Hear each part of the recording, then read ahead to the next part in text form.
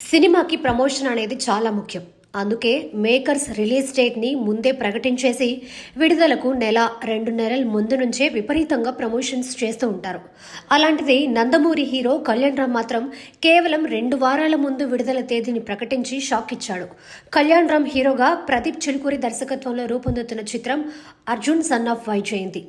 తల్లి కొడుకుల కథలు తెరకెక్కుతున్న ఈ సినిమాలో వైజయంతిగా విజయశాంతి, అర్జున్గా కళ్యాణ్ రామ్ అల్లరించనున్నారు. ఇటీవలే విడుదలైన టీజర్ సాంగ్కి మంచి రెస్పాన్స్ వచ్చింది.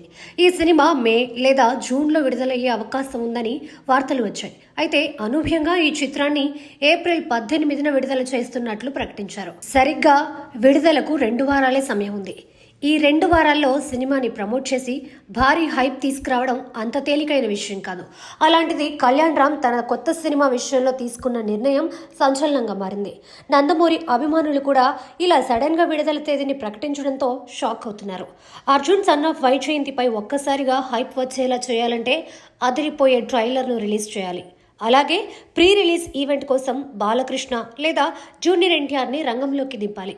Kalyan Ram movie pre release ఈవెంట్కి ఎన్టీఆర్ రావడం అనేది కొన్నేళ్లుగా కామన్ అయిపోయింది.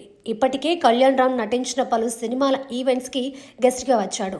అన్న అడగాలి కానీ అర్జున్ సన్ ఆఫ్ వైజయంతి ఈవెంట్కి కూడా ఎన్టీఆర్ వస్తాడు అనడంలో డౌట్ లేదు. అయితే అర్జున్ సన్ ఆఫ్ వైజయంతి ఈవెంట్కి ఎన్టీఆర్కి బదులుగా బాలకృష్ణ వచ్చే అవకాశాలు ఎక్కువగా ఉన్నాయంటున్నారు. బాబాయ్ బాలయ్యను కళ్యాణ్ రామ్ ఎంతగానో అభిమానిస్తూ ఉంటాడు. పైగా బాలకృష్ణ విజయశాంతిది అప్పట్లో హిట్ పేర్. అందుకే ప్రీ రిలీజ్ ఈవెంట్కి బాలయ్యను తీసుకువస్తే బాగుంటుందనే ఆలోచనలో కళ్యాణ్ రామ్ ఉన్నాడట.